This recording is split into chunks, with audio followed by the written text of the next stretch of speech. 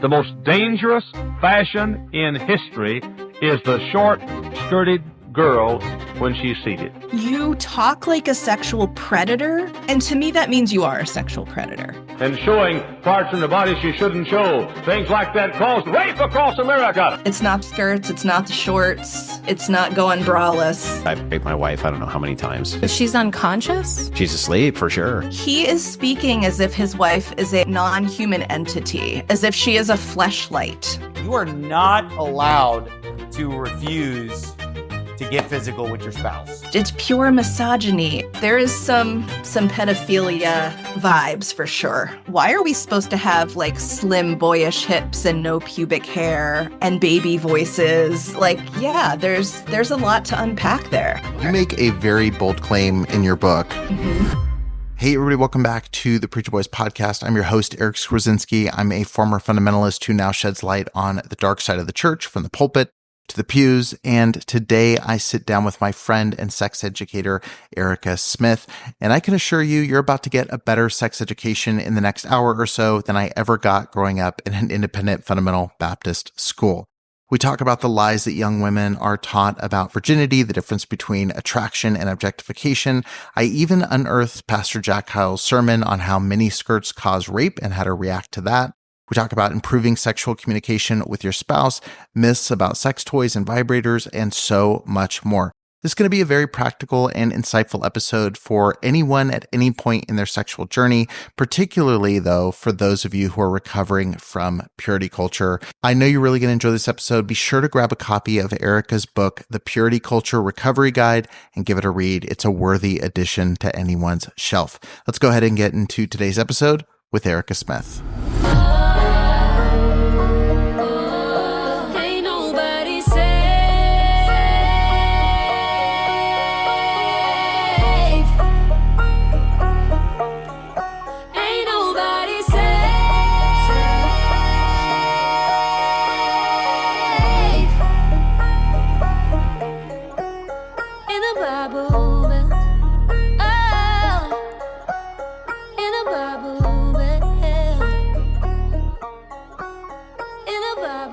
All right, everybody, welcome back to the Preacher Boys podcast. Erica, welcome back to the show. Thank you. Thank you.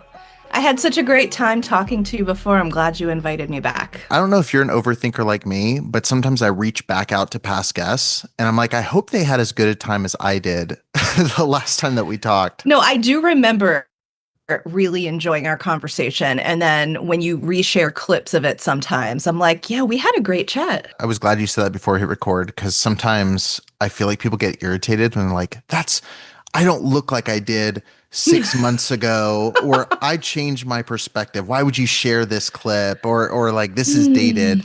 And for people like myself, when people reshare content of me, I'm just like, that's good. I had one gem like 2 years ago and they put it back out. Let's remind people that at one point I said something smart. So yes, luckily with you, you say lots of smart things. So I think we'll have lots of good content from this as well.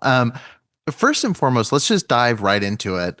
Sure. You make a very bold claim in your book, and I'd like you to unpack it a little bit. Oh, I can't wait. Which bold claim? Yeah, you make many bold claims in your book. Let's talk about all of them. Okay. No, you start with this really bold claim that says sexual health cannot exist under purity culture. So Can you unpack first, because I think this is important, what is sexual health? And second, why can't it exist in purity culture? Great question. So when I use the term sexual health, I am not just talking about whether or not a person has a sexually transmitted infection or erectile dysfunction or an issue having orgasms. There is a very broad and comprehensive definition of sexual health that I base my opinions on, and it is from the World Health Organization. And it's a long paragraph, but the gist of it is that sexual health is not just the absence of disease or dysfunction. It also includes things like your relationship to the topic of sex? Are you comfortable with it? Are you full of shame when it comes to it? Do you have the ability in your life to make your own sexual decisions about your health care, about whether or not you have children and how many? Do you have access to good sexual health care? Do you have access to sex education? And also, are you in a situation where you are free to consent to sex you might want to have without coercion, without violence? And if you are having sex, is it enjoyable for you? Those are some of the like main tenets as to what sexual health actually encompasses. So it's a lot more than just like I peed in a cup and got a test result. It was a great reframe, even for Yeah. myself. Like when I hear sexual health, I think like most people, it's I don't have an STD. You know what I mean? I'd like to say that Yeah. on the record here on the Totally. podcast. No, but that's a great clip out of context. But no, like I always think of it as like that, as like if you don't have an STD, you're sexually healthy. And Totally. but you had a great reframe in the book where like there's many layers. Like, what do you view it as? Are you free to communicate? Are you free to consent? All the things you just listed. Yeah. And also you reframe some of the stigma around those that have STDs, where it's like you can still express healthy sexuality. Like there's not a period at which it's like game over. You cannot have any sexual health from here on out. Yes, And it's yes. a really great outline that you give in the book. Thank you. So I want to talk about the purity culture side, because that's what your book is focused on. In the book, I noticed there was a shout out to a documentary that I happen to be involved in, Let Us Pray, where obviously we see the extreme versions of this, where being sheltered in purity culture can lead to devastating results. You also reference Shiny Happy People, which, you know, people know past guests like Chad Harris or Tia Levings, Lindsay Williams involved in that. When you're watching as someone who did not grow up in purity culture, and you're watching people try to articulate what they learn in purity culture, what are some of the red flags that pop up for you as a sex educator where you go, oh my God, like this is even worse than probably what these people think when they talk about it? It's such a good question. Like, as somebody who, I grew up in the United States of America, so I received some, sort of regressive shaming messages about sexuality because I just think that's in the culture. But the specific ones that come out of fundamentalist religion, especially like fundamentalist Christianity, it's as if I hear people talking and my reaction is that they have been essentially groomed from infancy to have this idea of sexuality as a fundamentally dangerous and bad thing, like something that, is playing with fire, that you always have to keep an eye on, that it's going to irreparably harm you if you do it wrong. And it's like layers of like fear and control that are just like woven in all of these lessons from the very beginning. And when I hear stuff like that, it's remarkable to me that that people sort of claw their way out of that and then have a positive relationship to sex. But I mean, some of the biggest messages that I hear when I'm watching those documentaries that devastate me, like really hurt my heart, are, the expectations of there's just like perfection expected of especially women and girls. And the idea that they do not have any agency and no autonomy. So like no bodily autonomy, no ability to make decisions for themselves about things like what they wear, how they date, or what kind of sex they might want to have. It's just, yeah, it's really disturbing. And the issues of consent, keeping people in the dark where they don't know that consent is a thing they get to have, where they don't understand that they get to fully make decisions about their own bodies. That's some of the stuff that I find most disturbing. You said something great that reminds me. I just watched Louis Theroux's documentary on the Manosphere last night, and he made a statement at the end where he said, like he was talking about how much this has made its way into the culture and into the realms of politics. And he was saying like, we're all moving deeper into the manosphere, which is kind of like a chilling way to end it. But you kind of just alluded to that with purity cultures. Like you grew up in the Yeah. United States, and so you Yep. still got some of that messaging. One of the things I've been kicking around is that as much as the church claims to be countercultural, like that's a big piece of their, claim, they're hmm really not counterculture at all. Like they're echoing messages and also feeding messages. When you look at like the core tenets of purity culture, like the virginity equaling your value, hmm abstinence being the best form of sexual protection, all those sorts of things.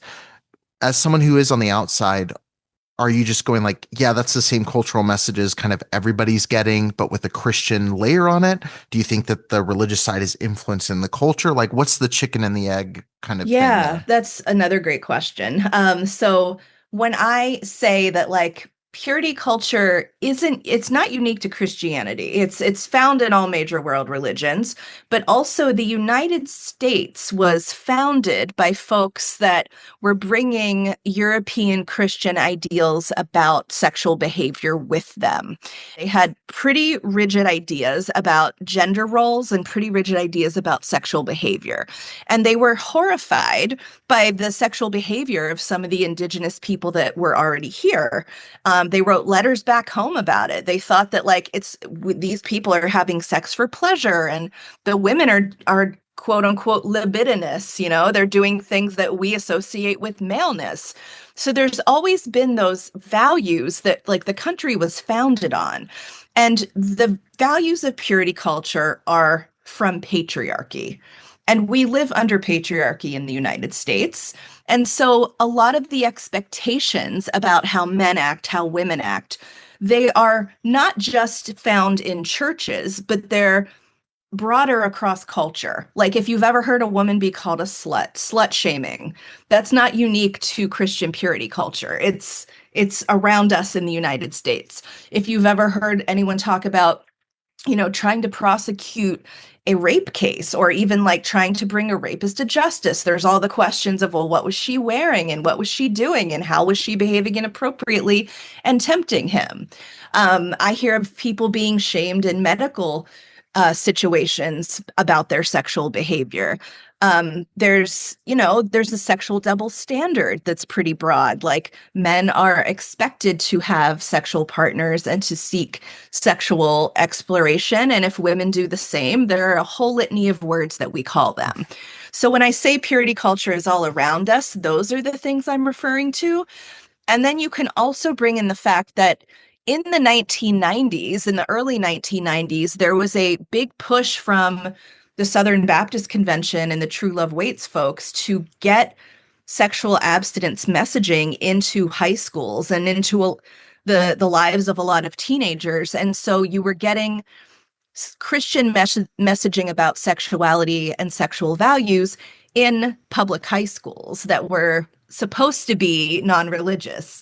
So, I've talked to a lot of people who grew up and went to public high school, but they still had abstinence lectures. They still had some lady from maybe a crisis pregnancy center come in and talk to them about, saving themselves for marriage. So you really don't need to have come from a super fundamentalist background to get what I would call like a much lighter version of purity culture. Yesterday, I posted a video. Sam was going to be talking to a sex educator. Does anybody have any harmful things they were taught?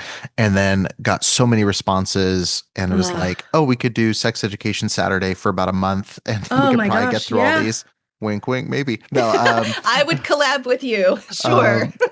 no, I got so many comments, and we can kind of start in the section of just virginity, which is like such a big piece of this puzzle, because I knew I was going to get this answer. I knew it was going to be like every other answer because it's so mainstream, but Yeah. people started sharing the examples they heard about, a crumpled rose, chewed up Yeah. gum. Like that language is so common. And I don't remember if I shared this clip with you on our last call, but I'd love to get your response to it because I think it kind of encapsulates the messaging people get within these Sure. environments. Let me pull it up really quick. Oh, this man looks like he's got something to say. One wonders, whatever happened to purity? Whatever happened to that? Whatever happened to the days when girls said, I'm not going to be touched by every guy. I'm not going to walk down the aisle like a filthy dish rag on my wedding day. Whatever happened to that day? I speak no ill against someone who's had difficulty and sin in their past, but from this day forward, it's not wrong when a couple hundred teenagers got up here a few weeks ago and made a purity pledge. That's a wonderful thing. That was the pastor of the church where we went to youth conference every year. So it's a personal deep that cut. hits home. Yeah. I mean, when you hear messaging like that, one, I mean, you're hearing echoes of that from clients, I'm sure, every other day. Yes. I mean, where do you even start to unpack the level of mental, effect that has on young girls sitting in those auditoriums? Yeah. I mean, there's been a lot of metaphors I've heard used to talk about a person, especially a girl who has had a sexual experience, but dirty dish rag that seems just extra brutal to me. Like, it's not even something that was once pretty, like a rose, right? It's like just filthy, like disgusting. And I'm sure that was his intention, which is why he chose that phrase. But, I mean, I can picture young women absorbing that message. And what it says to them is that, yeah, you can lose your value, and that your main value is as somebody who has not had a sexual experience. And this reminds me of Elizabeth Smart, who I mention in the book, because when she was abducted as a 14-year-old and she was repeatedly assaulted by her captor, she had absorbed all of the Mormon messaging around purity. And she has said this many times in interviews, but she was like, why would I even fight to be rescued? Because now I am worthless. That was what she was taught. So like, that's a pretty extreme example, but I think it's a good example of what kind of effect that messaging has on young people, especially on young women, that like your worth is so tied up in whether or not you have had sex or been sexually assaulted, because there's no distinction made there. It's just like you must remain a quote unquote pure virgin, and then you have your value, and then you will be desired as a wife, as a mother, as a community member. But that puts so much on the sexual behavior of you or the people around you that may harm you without your consent. So yeah, that messaging, it gets in so deep with people, and it can affect their ability to have like happy consensual sexual experiences for long into the future. Yeah, there was a couple examples the listeners gave, which was they were taught that if a woman had sex before marriage, no matter the circumstance, her body was no longer a gift to her husband, which we could spend a lot of time unpacking that phrasing. That your entire worth, if you sleep with someone and don't marry them, you'll be like a used piece of bubble gum. No man will want you. Someone said, when I had my baby, my first child out of wedlock, my dad told me I should give my baby up for adoption and remain single for the rest of my life. I mean, there's no shortage of these things. And I guess first and foremost, like, I know there's been a lot said about like virginity is kind of a social construct anyway. Why do you think this messaging has rooted so deeply? I think more than anything, this is rooted deeply into the culture. Like I said, even in the manosphere, it's like these dudes talk about like, I want to marry a virgin. I want to do this. I mean, why do you think that's taken such a stronghold out of all of these messages? I mean, it's so misogynist. It's pure misogyny. It's viewing women as having one purpose to you, and that is to be a vehicle for your penis, not yours specifically, but in the larger sense. You know what I mean? Like, so many great out of context clips in this episode already. I mean, when people are thinking of women that way, they are thinking of women as objects to be acted upon. They are not thinking of women as human beings that get to do their own acting, like thinking I deserve a virgin, or the rhetoric that says your body is a gift to your husband. I mean, that is completely robbing women of agency and humanity. It's just like you're an object. And I think it has taken root because it is a deeply misogynist teaching. Do you think there's also, I don't want to, I always go like, there's so many bad things at the surface that it's like, do you Hmm. need to dive into what it could be? But one Hmm. of the things that I can't help but shake now as an adult man is that so many of these, when I listen to like again in the documentary I watched last night, it's like I listened to a 30-year-old guy and he's like, I prefer to marry a virgin. Like I can't help but shake that there's also a little bit of like a pedophilic level to this too, where it's like I want Yes. a child that I can make my own. And like, do you Yes. think that's, I don't think that's a stretch. I mean, I'd be I curious don't to think know. it's a stretch either. Honestly, uh, with all of the rhetoric that has been in the public lately about pedophilia and the Epstein files Yeah. and abuse in churches, young people are so vulnerable to sexual predators. And, you know, there are men, a 30-year-old guy, if he's saying he wants to marry a virgin, I don't think he's talking about a 30-year-old woman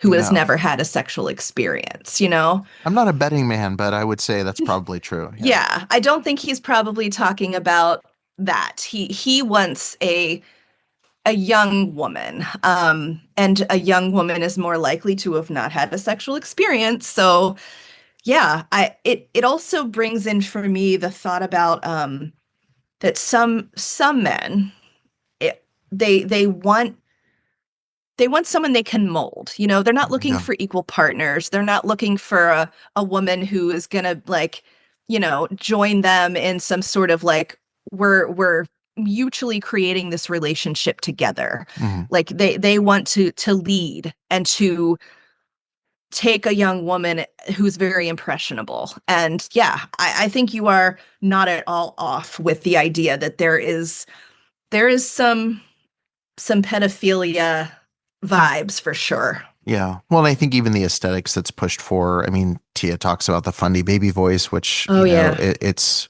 even if you're married to a 50-year-old, like she's talking like a child, she's Hmm. acting dumb like a child, by Yeah. design. And also like I was talking to my wife last night because I kept showing like turning my computer, read this section. But Mhm. one of the things I was telling her is like I remember teenage guys in our Christian school that were like, dude, if she doesn't shave down there, like that's gay. That's like practically like Yeah. having sex with a Wow. dude. Yeah. And it's like Yeah. even that, which again, we could talk about like 90s Hmm. beauty standards and all these Oh my things gosh. Right. for days. But it's like even that, like I go, that was embedded in my mind as like, oh, Hmm. that's gross, like Hmm. super young. And then it's like once you have like a healthy mindset, you're like, oh, it's kind of gross that like that's the aesthetic you want based on Yes. these like where it's coming from. Like it's just a very Yes. backwards way of viewing everything. And the more you realize how many standards are set around looking childlike is Hmm. pretty disturbing. So It's so disturbing, and in a sense, I'm so glad we're having this conversation more culturally yeah. because I think it's freeing up some women of trying to conform to the beauty standard when you start connecting that like why are we supposed to have like slim boyish hips and no pubic hair and baby voices? Like, yeah, there's a lot to unpack there. I wish we could unpack all of it, but I I'll move know. into our into our next You and I section will here. do it together. Yeah, so I obviously there's like pre-marriage messaging, which we kind of just Hmm. touched on, which is like, basically you have this one thing that makes you valuable as a girl and you better hold on to it as long as you can until you're married. When you get into conversations about expectations around marriage, I think the Yeah. teaching also gets pretty gross. This was again listener submitted comment said they were taught that your husband's allowed to do anything to you that he wants, and that there's no such thing as marital rape. I won't show the clip to you because you just shared it, but I mean, you Hmm. just shared the Steven Anderson clip where he talks Yes. about this. He was Um, like, you can kiss once you may kiss the bride, you may do whatever you want with the bride for eternity. You are not allowed to refuse to get physical with your spouse. And look, I do not have to get my wife's permission to get physical with her. When I get next to my wife, I don't have to be like, hey, is this okay, honey? Stop me at any time, honey. May I kiss you, honey? When the pastor says you may kiss the bride, that's just for the rest of your life. You don't have to get permission each time.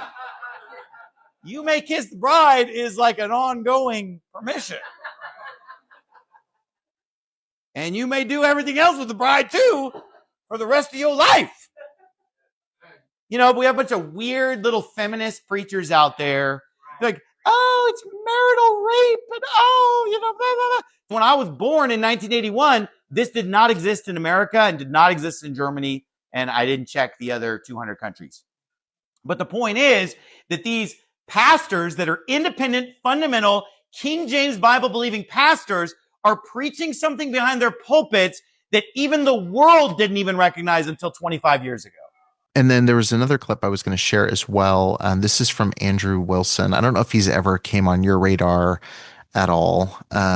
He's always on the Whatever podcast, which just provides a plethora of really helpful education around these topics. Okay. That's sarcasm if you've never watched the Whatever podcast. Andrew Wilson's a rapist. I mean, he's admitted on live streams before on his podcast. I've raped my wife, I don't know how many times. That's a weird thing to admit.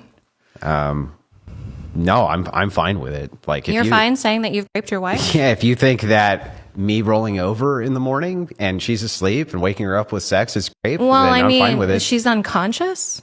She's asleep for sure. That's unconscious, right? Sure. Yeah. He's kind of made his name going on like podcasts like this and just basically confronting owning feminists. He's like a rage baiter type guy. Yeah. Which it's like hard with Steven Anderson or Andrew Wilson or Mark Driscoll because like they love the attention's currency for them and they love getting out there. But it's also like, the reason I show that specific clip is like, he's kind of verbalizing what was kind of an at least unspoken statement in a lot of these churches, but also like, I mean, I shared with you our last conversation, like just the messaging about like, oh, you have your wife to use for your sexual release. Like that was the way it was. And I think like it did remove consent as being necessary because she can't refuse anything, I mean, when I listened to that clip of him, which is incredibly shocking, as I'm sure he intended, he is speaking as if his wife is a non-human entity, as if she is a fleshlight, right? Which is a male sex device for anyone who might not be familiar. It's a masturbation sleeve, essentially. And he is regarding his wife as a masturbation sleeve. There's no talk in that clip about whether or not she wants to have sex, whether or not she's even conscious for sex. And there's certainly no talk about whether or not she enjoys it or gets satisfaction from it as well. So yeah, he is completely regarding his human companion as a inanimate object. And you asked me just a minute or two ago about like purity culture being in mainstream America. And I mean, this is the kind of rhetoric that I would also expect from like a non-religious, like college frat boy rapist. Yeah. They're like, oh, she's passed out, fair game, that kind of thing. Yeah. Like a couple other listener examples they gave regarding teaching about marriage was if you don't feed a man at home, he'll go out to eat. I know someone else, I don't have it written down, but I know someone else said, if your man's getting steak at home, he won't go out for hamburgers. And they added something like, my man went out and was getting upchuck hot dogs from the dumpster outside the gas station or something like that. I mean, that myth is super common. Like if you're not taking care of your man, he's going to find someone who will. Does that come up a lot? It does.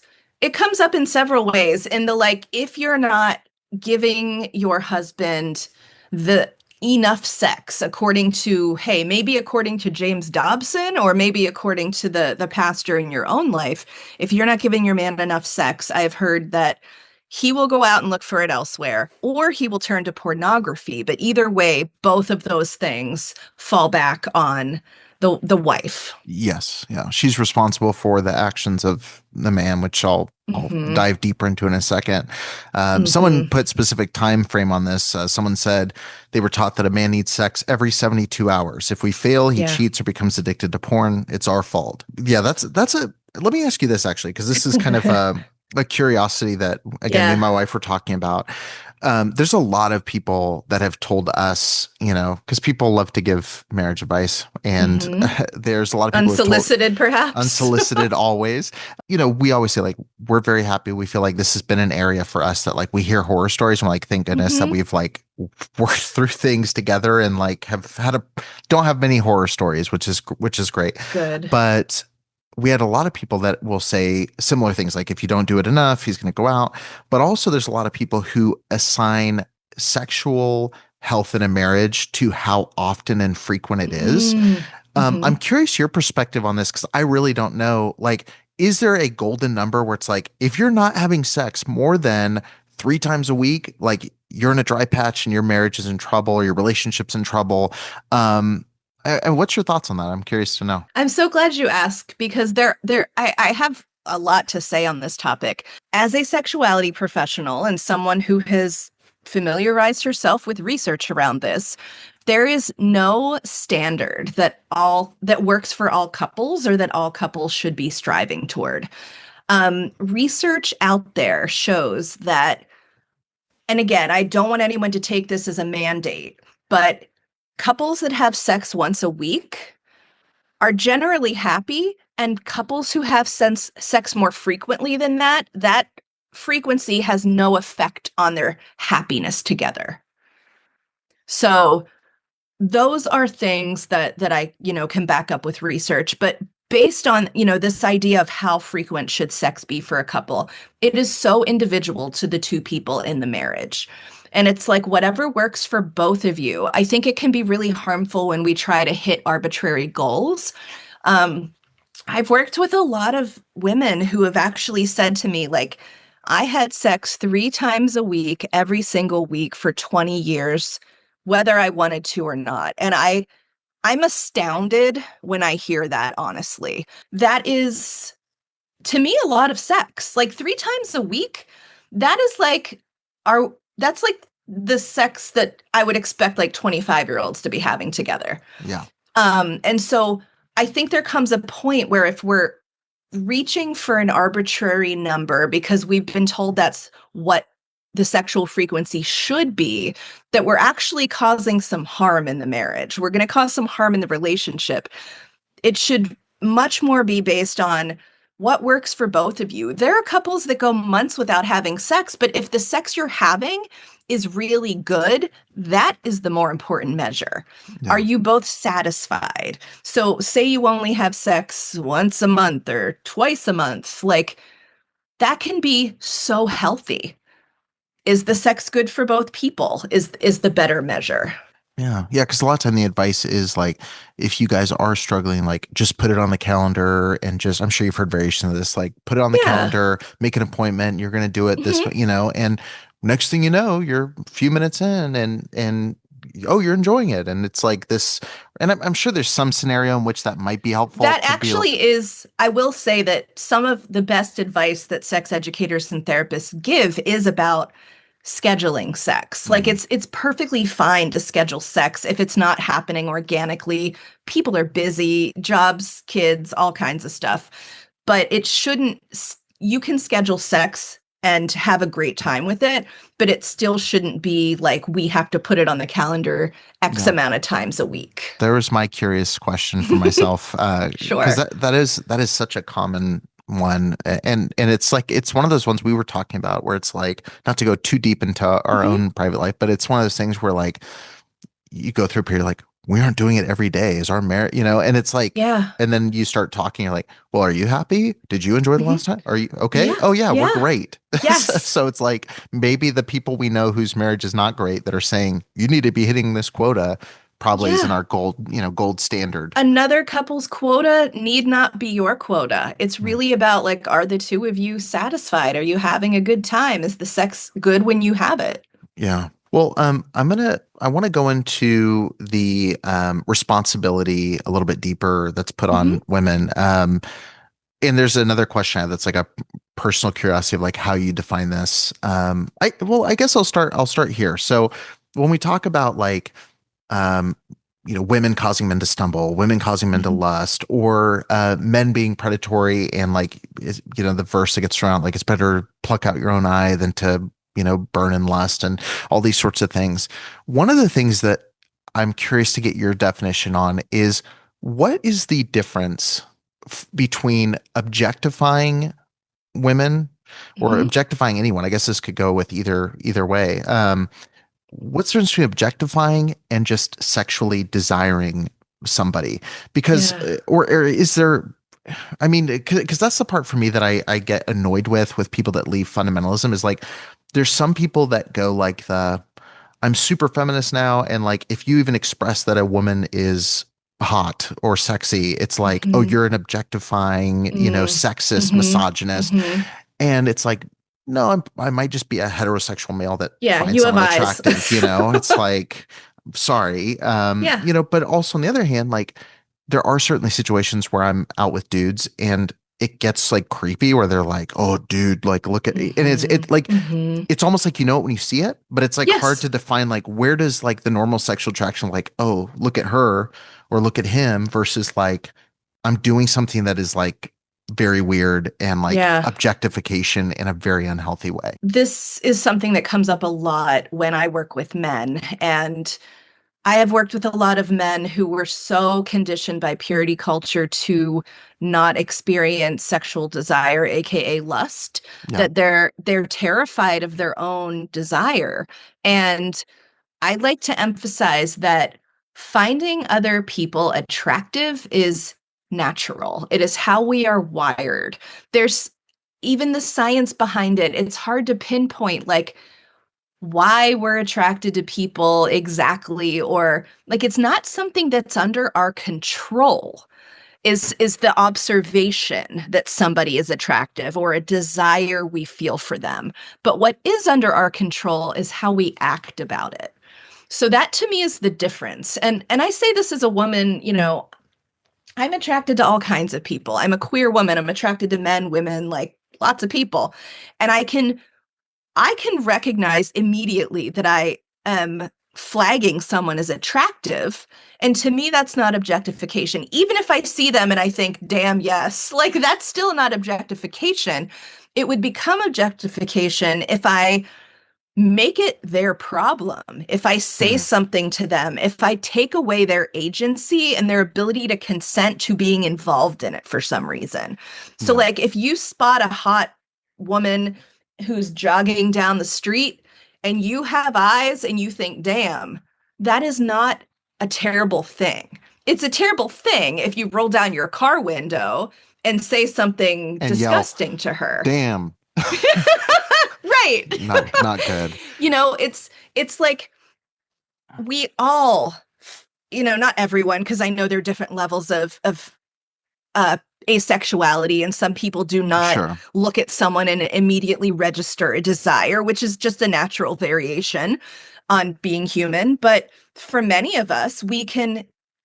I mean, I clock hot people all the time. There are hot people everywhere. I say this to my friends. I'm like, yeah, like, have you looked around? Like, there are gorgeous people in this world. But when we see them and we recognize they're arousing us even, we then have a decision to make. Do you file that away in your brain and just think, wow, I love that I just got to appreciate a beautiful woman? Or do you turn to your buddy and say the things I do to her, possibly within earshot of her? Yeah. So that to me is the difference. It's like if we're still, I see hot people and I still regard them as humans, I'm not going to make them uncomfortable. I'm not going to take away their agency. I'm not going to remove their ability to consent. Basically, I don't make it known to them or make it their issue, I would say. I guess the answer was in the question, which is like remembering their humanness and not making an object of them, which is what objectify means. I guess in the definition, it's kind of there. But I really want people to like loosen up on themselves about feeling bad about desiring others or feeling bad about, especially if you're like, well, I'm in a monogamous relationship. I shouldn't be looking at this girl at the gym. Like, it is not, it is something that is hard to control. Therefore, I mean, it's like you can't control what you find desirable, honestly. Like there have even been studies where we see if people can change their sexual fantasies, and there's not a good way to do that. Yeah. There's research saying that like you can't really do that. So I think it's just like you have the responsibility to not make other people uncomfortable. Yeah, it's biological. Like it's a response before you're thinking about it, which, yeah. And I think for dudes, this is like an area where like there's so much guilt and shame around this. I mean, as a kid who used to be at the altar, God, take my eyesight if I keep looking, it's like that sort of stuff. And hearing messaging, I remember hearing the messaging from people where it's like, if you look out the car window and there's a billboard because obviously billboards have just hardcore pornography on them all the time. If you look out the window at a billboard, that first glance when you didn't know it's there, that's not sin. But if you look back at it, like that's sin. It's like that kind of stuff is crazy. And especially like you said, like there's attractive people everywhere. And you're going to mentally go like, you're going to at least clock like, oh, that person's attractive. Yes. I'm not, even if you're married, I've almost 10 years of marriage now. It's like, I know Jacob Elordi is an attractive dude. You know what I mean? Like, I'm not going to sit there if my wife goes like glances and then glances back.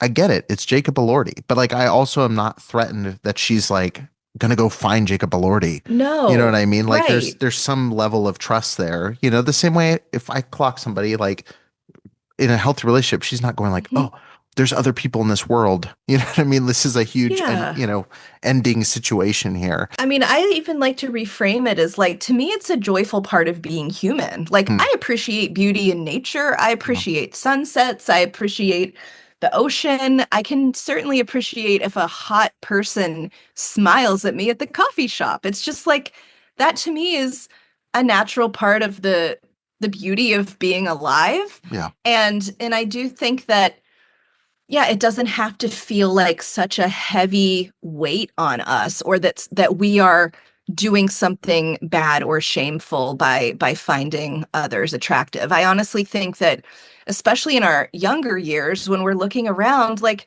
it's information for us. Like, who am I drawn to? Who do I feel, like moved by, essentially? And if you shut all that stuff down for yourself intentionally, it can be really difficult to trust. And I know that trusting yourself is not something you're supposed to do if you were raised in a high control religion, but you got to learn to trust yourself, and looking around and being like, oh yeah, like I'm kind of interested in that person. Like that's a good thing. That's knowledge about yourself. Well, flipping this over back to the women's side of this, I mean, men are taught not to look, but women are taught that they are the cause of men's lust. As one of the listener comments, someone says that they were, taught to dress modestly, not to make men stumble, but were still sexually harassed at 15 wearing a Baptist school uniform. Oh, yes. And their parents said it was their fault. Someone said, sex is sinful. If you're raped, it's your fault. It's because of your clothes. It's because of your behavior. Again, this is a huge cultural message. The what was she wearing has been in court cases. I mean, it's come up. I'm going to pull up a clip. This is from Jack Hyles, who you saw on Let Us Pray, really big name in fundamentalist circles for a long time, and kind of set a lot of these standards that have carried on in the Baptist world, at least for a long time. And I found a sermon titled Mini Skirts in Light of the Bible, which feels like a sermon tailor-made for you. If they put on clothes to cover their bodies, to keep them from being assaulted, then if they take off that covering, I wonder if maybe they're asking for someone. You think that may be it? Policemen were asked this question: do miniskirts incite rape? And is the increase in crimes against women caused by the miniskirt? In the 61 largest cities in America, 92% of all the police officers said yes, miniskirts cause rape. Now, you say, well, you fundamentalist preachers always talking against miniskirts. Why don't you talk about the policemen? They're talking against miniskirts too. 92% of the policemen in Chicago, in New York City, in Los Angeles, in Dallas, in Atlanta, in Denver, 92% of them in 61 largest cities in America, and I think that might include Hammond, I'm not sure, in the top 61, but 92% said yes. Only 8% said it had no effect on the crimes against women. 83% of the policemen in these 61 cities said the most dangerous fashion in history is the short-skirted girl when she's seated. Don't laugh at me while I'm preaching on this, fellas. When I'm preaching about indecency in America, when I'm preaching about trying to get girls to act like ladies and so forth, you ought to be crying instead of laughing. Now, if I say something funny, you laugh at it. When I talk about a girl sitting down and showing parts in her body she shouldn't show, and when I talk about things like that causing rape across America and wrecking the lives of our boys and girls, don't you think that's smart and funny? It's not. It's sad and tragic. Wow. So you Any agree, idea what right? year this was done? Yeah, totally. Cosign. Cosign, yeah. I believe this was the mid 70s. From what it didn't say, so it was on a sermon archive site, so it didn't have the date. But all the stories he was citing were like 70s, like mid 70s, and based on it sounds somewhere between like early 80s and mid 70s, and that's kind of when he was the in vibe his I was heyday. getting from. That was, right. That is a time period I think that's interesting to look at, because we had the sexual revolution and women getting the right to terminate a pregnancy in 1973, and the rise of more birth control and women having the ability to open a bank account for themselves. So yeah, that's the backdrop that this man is speaking against. And first of all, I would bet my everything that he just made up those statistics off the top of his head, honestly. But he spoke in such a way where it made it sound like mini skirts, the inanimate object, were rapists. Like the mini skirt is responsible for raping women, not men. When I hear sermons like this, what I see or what I hear are, this man is telling us of his desires and what he thinks are excuses to violate women. Like that, like so many, when I hear clips like this, I'm like, you talk like a sexual predator. And to me, that means you are a sexual predator. Yeah. He's not saying, this is what other men might be thinking, or maybe he tries to frame it that way, but no, this is what he is thinking. He seems to think that, yeah, this is once again, like, women are not humans, women are inanimate objects. And I have to think, like, people get sexually assaulted all the time, regardless of whatever they're wearing. Old women get sexually assaulted. Yeah. Small children get sexually assaulted. Muslim women in full garb. Like, we know it's not about the clothes. The clothes are an excuse. And yeah, I hate that this message has been so widespread for people, because yeah, it's not the skirts, it's not the shorts, it's not going braless. It's not those things. One of the things I was curious about from your perspective too, and I know this comes up from parents all the time, is like, there's two truths that parents are holding, especially parents of young girls, unfortunately, is that you don't want to sexualize them by forcing them to wear certain clothing, because like you don't want to put the purity culture messaging of like, don't flaunt your stuff at 6, like which is the messaging that we all got growing up. Right. On the other hand of this, that concerns me with the work that I do is like, I know there are absolute freaks that are walking around, that are taking pictures, that are taking videos, and it does make you second guess, like, do I let you wear these shorts or this tank top or this thing that is not sexual, because by nature you're a child, but also there might be a creepy dude at a splash pad. And like, how do you navigate those things in a way that's not putting sexual shame and the onus of this on the child, but also is understanding that like, we do live in a world where like, there's dudes snapping pictures of kids, of grown women. Like, I mean, how do you address that in a way that's like healthy and protective and not unhealthy and like, oh, if you walk out the door like that, Mhm. it's you're causing this Yeah. issue. Yeah, this is so difficult. And, I just want to be clear that there isn't an easy answer to this. It is a multifaceted, nuanced issue. On one hand, yes, we do not want girls, young girls, to think that they are responsible for the way men may look at them. But I know you also, if you have a daughter, you want to protect her, of course.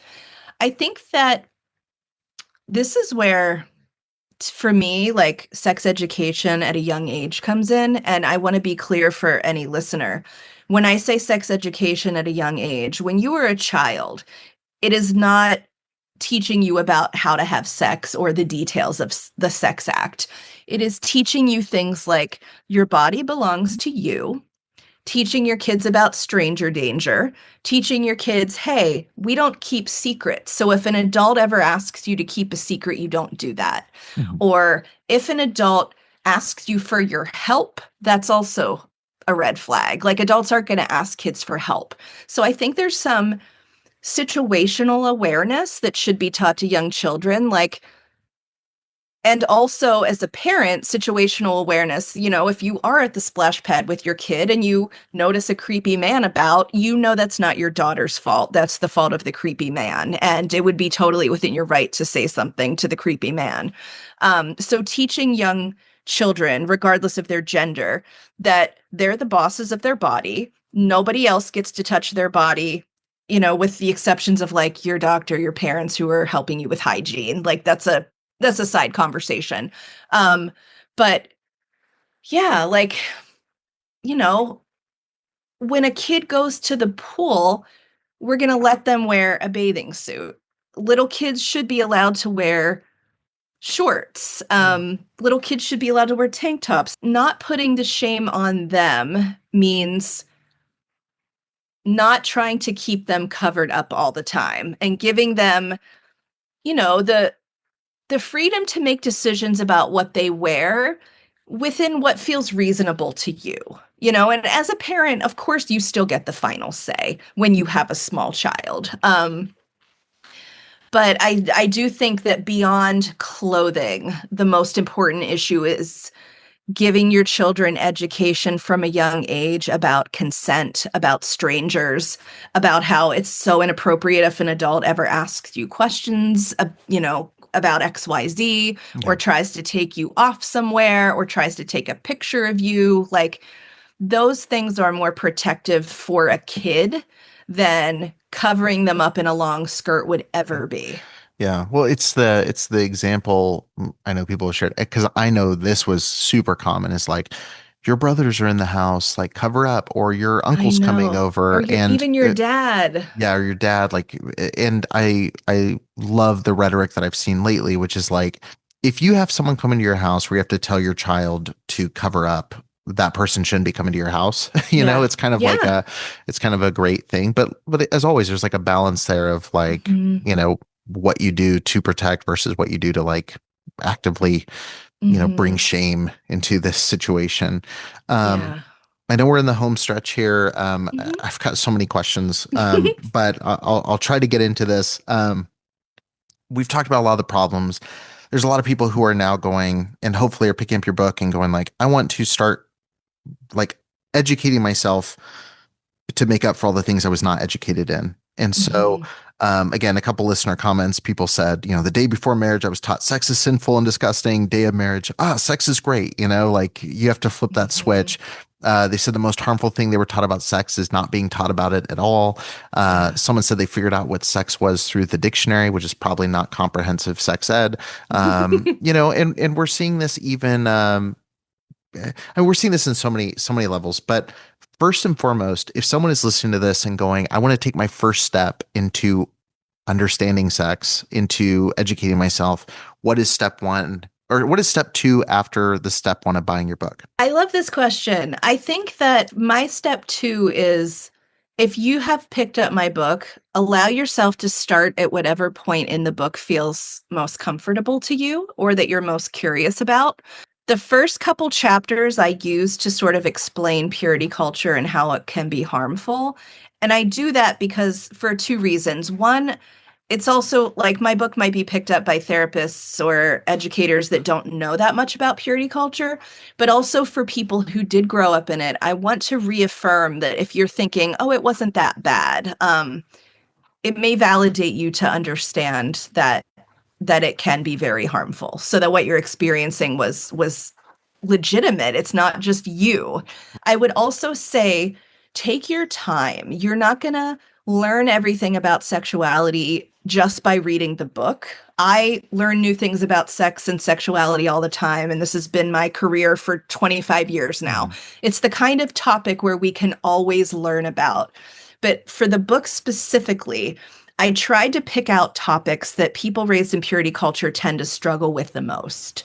So there's a chapter on pornography. There's a chapter on abortion. I break down things like desire and pleasure and masturbation and how to communicate with sexual partners. And there are also like exercises in the book you can do to sort of evaluate your own feelings on things. So I would say that relax. You're not going to undo all of it in a day or even a month. It's a long game getting comfortable with the topics, but curiosity is your best friend. Like, allow yourself to be curious. And if you do have my book, you might want to skip some chapters that you're not ready for, and that's totally fine. You might be like, I think I'm not ready for this yet. If you find it too triggering, like put it down and let yourself settle and think about it some more and about like what you're feeling. I would never want someone to like force themselves through the book and feel overwhelmed. I really say like take your time, be gentle with yourself, and understand that like overall, I want people to know that sexuality is so much bigger and richer than you were led to believe. And then it can also be a source of joy in your life, or at the very least, it can be neutral. It doesn't have to be scary. It can just be a neutral fact of your humanity. It's one thing I appreciate about your work too is like you're not necessarily pushing people to a specific. I was talking to Tia Livingston today. I said your book is about her book, and I said it's like non-prescriptive self-help. It's like don't have to do all these things. And I feel like your work is similar. You express in the book like it doesn't mean you're going to end up at this point. And I think for someone who's like, well, I am still religious and I want to still do this. And it's like reading Erica's book is not going to make you end up in a, ethically non-monogamous polycule. It's like you don't go down. It might. If you do, I love that for you. But if you just want to be in your monogamous marriage with the partner you've been with since 1980, and you want to maybe just have a little bit better communication with that partner, can help this with that book too. is also for you. Yeah, and that's the thing is like anywhere in that range, it can help you with something. And one of the questions I had under this section, we're watching Secret Lives of Mormon Wives right now. A big plot point in season 1 is the scandal of Whitney advertising a sex toy. Should she take this brand deal? Should she not? And it kind of speaks to like how I think a lot of people in the general public were like, why is this controversial? But in religious circles, this is extremely controversial. Can you just address like the stigma around that topic and like why it's such a scary thing, why it can be a helpful thing for people, why it's not something that's just for single people? It could be something that can help a couple. Like, can you just unpack? And again, that's like one of those last questions, like that's an episode. But for people that are like, we thought sex was you get married, it's missionary and it's only for procreation. It's like introducing pleasure. What does that actually look like for people? Yeah, this is another great question. Sex toys or any sort of device that's used to enhance your sexual experience. They turn are to Sean Connery in the middle. Sexual performance. Sexual. Yeah, I know there is stigma because there tends to be this idea that they're unnatural somehow. That you should be, if you're receiving pleasure, it should be from your partner's body. It should only come from your partner, not a plastic thing, But sex toys are not competition for your partner. I like to think of them, they are tools like any other tool that can be used to help you have a good experience or enhance an experience. And in particular, vibrators, they move at speeds that humans can't replicate. And therefore, sometimes they make orgasm more accessible to women. And that is something I don't want people to feel shame about. There are lots of women who can only orgasm if using a vibrator and sometimes feel like, well, I should be able to have an orgasm just because my husband or my partner is, doing their thing with their hands or their mouth or their penis. That's one way to have an orgasm, but there isn't a hierarchy. So if you need a toy to help you out, that's perfectly fine. And if your partner needs a toy to help them out, I want to say that it doesn't mean that you're deficient and it doesn't mean that your ego should be bruised. It's more like, think about it in a more generous way. Like, don't you want your partner to have more pleasure? Wouldn't you want it to be increased her well-being? And if you're thinking like, well, a sex toy takes away my masculinity or a sex toy takes away my use, it doesn't. It's not human connection. Sex with your partner is about so much more than whether or not they have an orgasm in that moment. There's the humanity of another person that a sex toy isn't going to replicate. It's a tool, it gets a job done, and it can be very fun and very useful. And ideally, think of it as your collaborator. Yeah, my wife had mentioned that question. That was a her question in there because it's that was something a great question. she would hear a lot from people where it's like either from men who are like, I don't feel like I'm enough.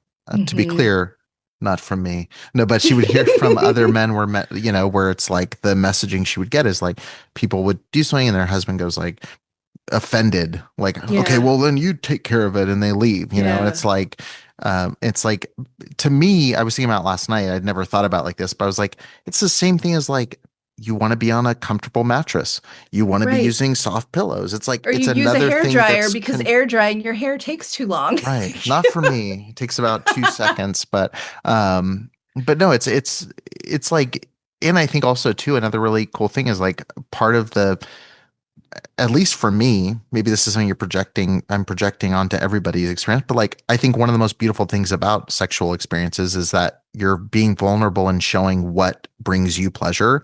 And I think like, if someone's sharing that with you, like, it's probably not something you need to be offended and like storm out and be like, oh, it's not me. It's like, it could still be you. Plus, you can be part of it.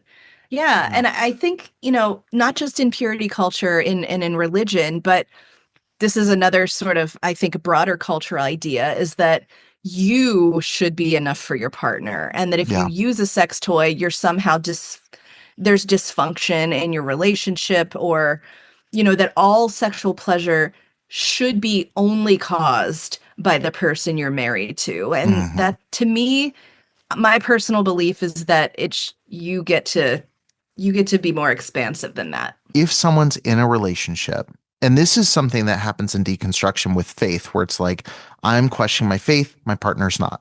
And so it kind of restricts, like, do I just stop going to church and let my partner go by themselves? There's so many layers. Sex is a huge one for this, especially for people that have a religious sexual ethic where, your partner is questioning trying these things that are outside the limits of what the other partner's interested in, but they're been together for 10 years under a religious umbrella. If one person's going like, I want to introduce toys, or I'm questioning my sexual preferences, or I'm wanting to try these things, how much should you wait for a partner to come along the journey with you? Like, do you heed an ultimatum of like, I don't want, that's off limits because we're together and I'm not going to be married to someone that's doing that? Like, because my advice, I wouldn't think would just be like, oh, just leave, like leave your partner of 10 years. But also you have one life, and like, if you starting to feel like, oh, I've never been sexually satisfied for 10 years and I'm starting to realize why, like, what's your advice to people navigating that? And I'm sure there might be a lot listening that find themselves in that camp. I mean, it's hard to give like a generally prescriptive answer to this because every marriage and every relationship is so different. And I have seen people make different decisions about this. So, for example, one of my favorite couples that I work with, they're both in their early 60s and they were raised quite religiously, and they are being more free and experimental in their sex life together. And it's so beautiful to behold. And I know it was driven a bit more by one partner than the other, but they have such a strong, loving foundation and genuinely just want the best for each other. And so the less I'd say the partner that was brought along a bit is willing to be curious, is willing to also expand their comfort level. And that's really cool. And I love seeing that happen. And for them, that has worked really well. But I've definitely worked with other folks who were like, I haven't been sexually satisfied and my partner is unwilling or not going to do this. So I think it's so much less about that specific issue and more about the foundation of the marriage under it. Because in the example of the couple I work with, they have such a solid, loving foundation where they want to make each other better and they want to make each other's lives better. So even though the one person is more sexually adventurous, the other one has found ways to integrate it as well and to come along for some of it, but also hold boundaries when they're not that interested in everything. But then some other people are like, well, my partner is unwilling to budge at all, and that is how they are in the rest of the marriage too. Yeah. So I think that's something to look at. It's like what's going on underneath? What's the foundation of that relationship? And for some people, leaving is the right option, and really only you know that. Yeah. Yeah. It's probably not as simple as, oh, a sex toy or a position. It's probably a communication issue that's much deeper that you should explore. Yeah. Or I think a partner's unwillingness to grow with you. You know, if you see that happening in other areas of the relationship, that's a big one. Yeah. Well, that's super helpful. It's crazy. I had 10 clips. I got through 3. What if we do a part 2, Eric? We should do a part 2. I would totally do a part 2 with you. I was going to rapid fire and be like, here's 5 horrible things. Can you watch these really quick? I want to see these clips, so we could definitely do a part 2 if you want to. Okay. I think that's a great idea. But for now, if somebody wants to grab a copy of your book, where can they do that? Yeah, I guess that's the only. And where can they follow you for all of your content online? Sure. So my book is, it came out from Bloomsbury Publishing. So it's available on the Bloomsbury Publishing website. If you Google the Purity Culture Recovery Guide, you can buy it anywhere you buy books. So if you're an Amazon shopper, if you're a bookshop.org person, and I want to say it's available in hardcover, ebook, and also audiobook. So if you prefer to listen, that is an option for you. My work is purityculturedropout.com is my website. So you can find me there, and that's how you would find out how to work with me or purchase a class recording. I am active on Instagram at ericasmith.educates. And so that is my main platform, Instagram and Threads, both under the same name. Awesome. Well, this was a great conversation. I'm glad we got to dive a little deeper than our last one, just because we've already gotten all the get to know each other out of the way and can start diving deeper. That you used this as how about you provide some good sex ed for my audience? I love it. This is really fun. Awesome. Well, yeah, we'll definitely get a part 2 part 3 on the calendar if you want to look at it that way to talk about more of this. But thank you so much for doing this. And for everybody listening, grab a copy of the book and I'll see you in the next episode. You've been listening to the Preacher Boys podcast hosted by Eric Skwarczynski. The intro music, Bible Belt, was performed by Lou Ridley. I said, come on, we are gathered here today to praise the Holy Father, feel the glory of his name. Anyone can worship here so long as you act straight, pay your tithes and follow rules, even